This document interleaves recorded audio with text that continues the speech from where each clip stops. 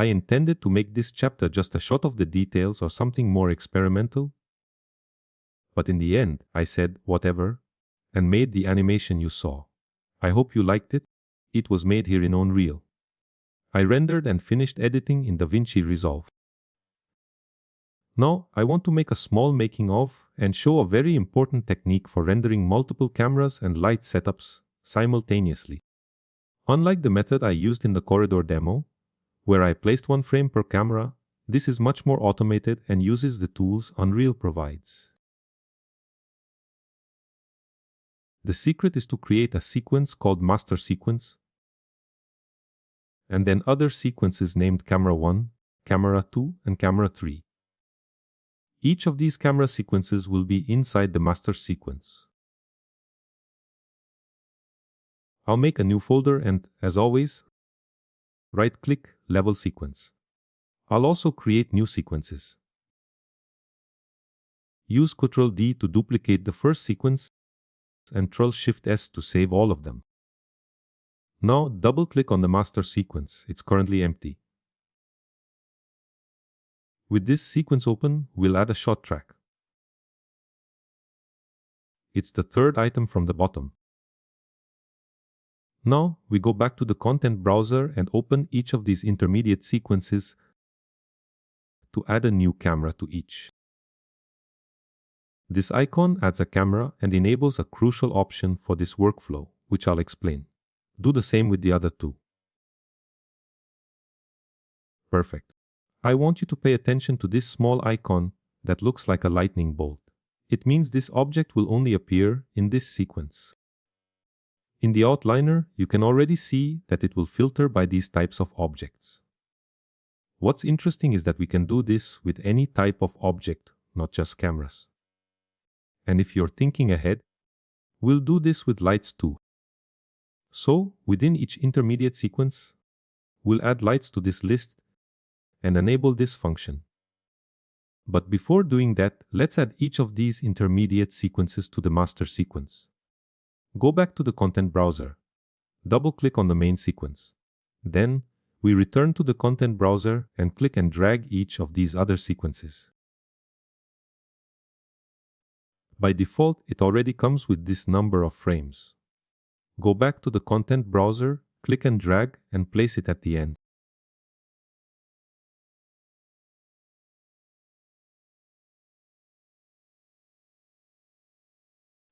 Now through the sequencer, we can access the entire hierarchy of these sequences. I can double-click on each of them. In the top right corner, it shows us that we're inside the intermediate sequence, which is, in turn, inside the main sequence. For now, the only object I can animate is the camera.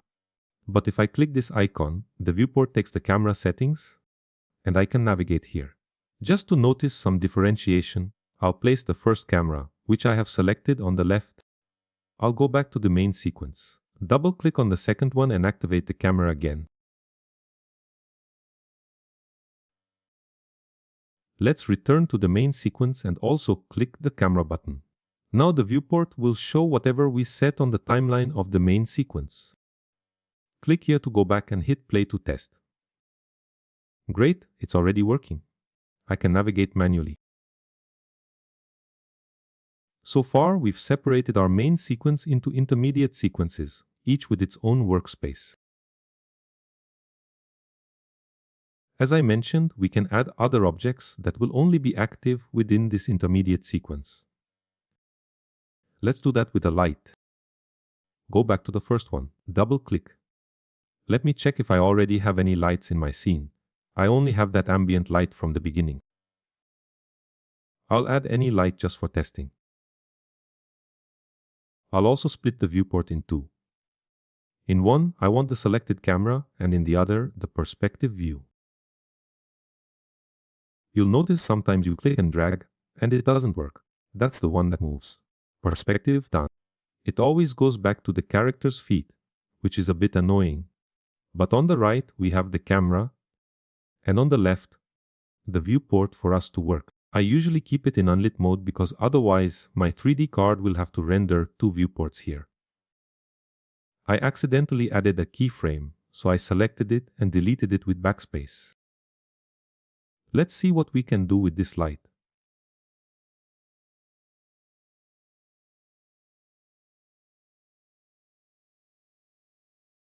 I'll just randomly position each one to differentiate between these shots. Then I'll show what I did in my final animation. I'll make this light a strong blue, so we know it's from this camera. Although the light is added in this sequencer, it doesn't have the function I mentioned yet. To activate this function, right-click on the option called Convert Selected Bindings. This object needs to become a spawnable actor. Now, when we return to the master sequence and switch sequences, the light turns off. We can do this with objects, cameras, and lights to create different shots, like in a film. Let's go to the second sequence, double-click and add a new light.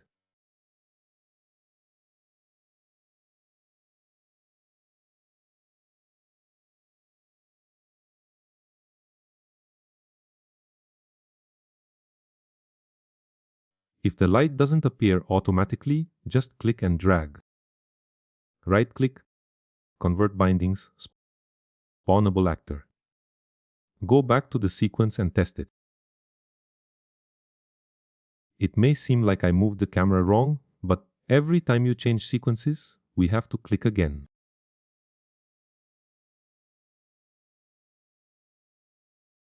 With the sequence selected, let's move to the third one. I know you already got the hang of it, but I'll do it again.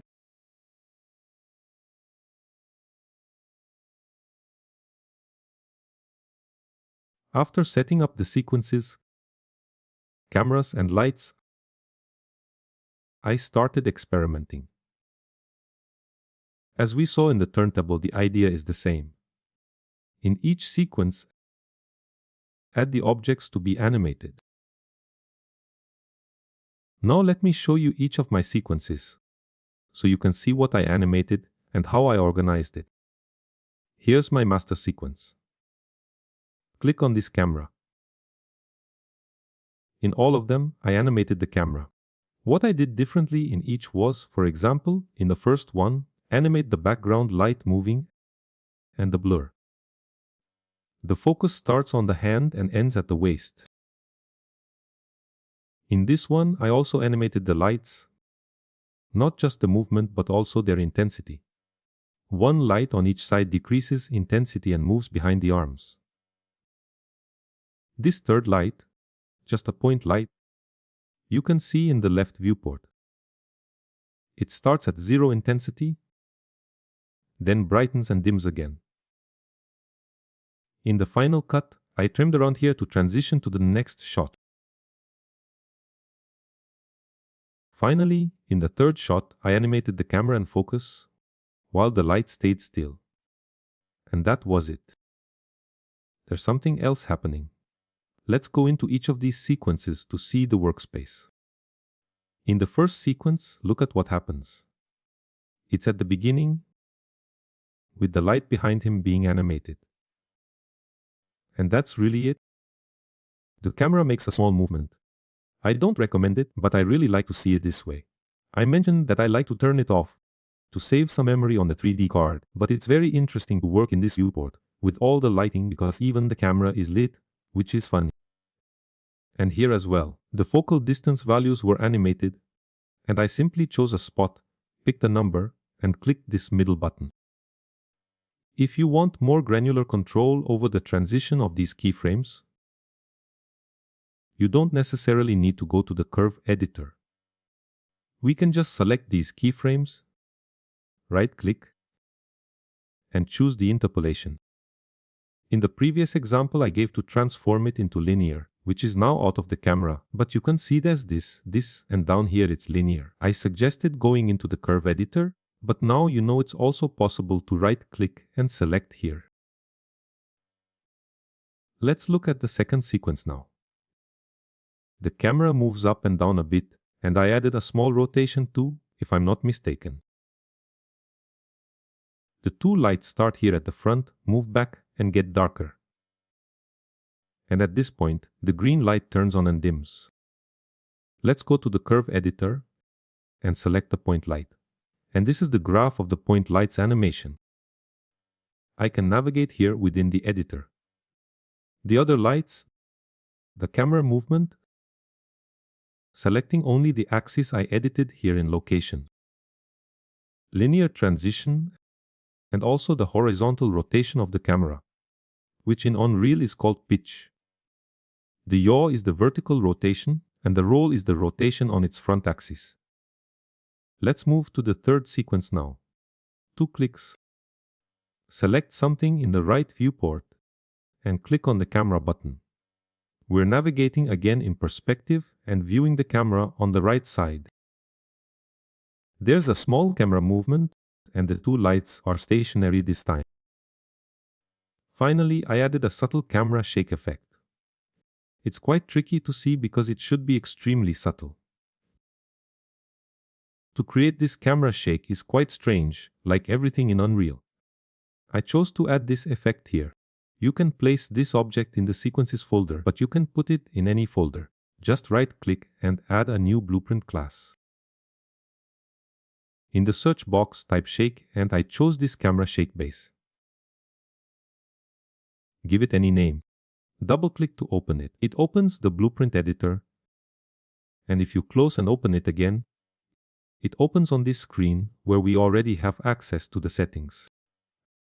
I chose this Berlin noise camera shake pattern. With it, we have access to a lot of settings here. It seems complicated, but these are just settings for each axis. On each axis, we control the amplitude and frequency of the effect. Before changing anything here, I'll compile and save. Then I'll move it off screen for a moment and return to the test sequence. Now I enter each of these cameras, and in the camera component, we click the plus button. And up here in camera shake, select the one you just created. Then I left this window always showing and loop this camera, letting the animation I had made run. Now we don't have it, so let me quickly animate this camera.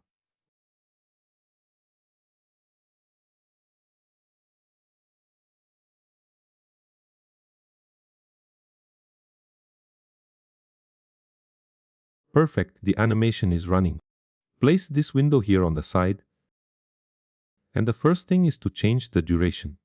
Set it to 0 for it to be infinite. It appears in yellow here. I'll place it within this timeline space.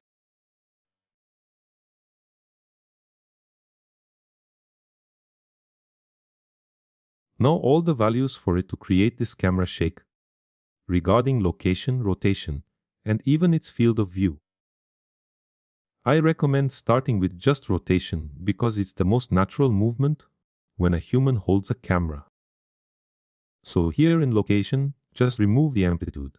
Check in field of view if there's anything, and there shouldn't be. Set amplitude to 0. And OK. Now we don't have any effects working because the rotation is already at 0. And before continuing, compile, save, and let's see. What happens if I just set this rotation amplitude to the maximum? He is doing roll, yaw, and pitch, which is a rotation on each of the axes.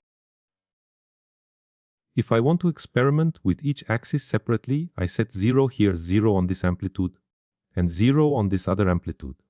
Now once again the effect is zeroed out, even though the general control is at 1. To really see this effect, I'll set it to 2. And it rotates in the direction of the camera horizontally. Set it to 0, now amplitude pitch, and it rotates vertically. Set it to 0 again and roll, a very high value just to reach the camera's direction axis. The basic idea is this: the greater the focal length of your camera, the more these shakes will affect the image. In these shots I'm doing in this study now, all of them are very close to the character, and I'm using short lengths between 35, 50 or 60 mm. So this effect I'm implementing shouldn't be too strong. And with this logic, I was playing around with each of these different angles and finding what looked nice. I'll go back to 0 here.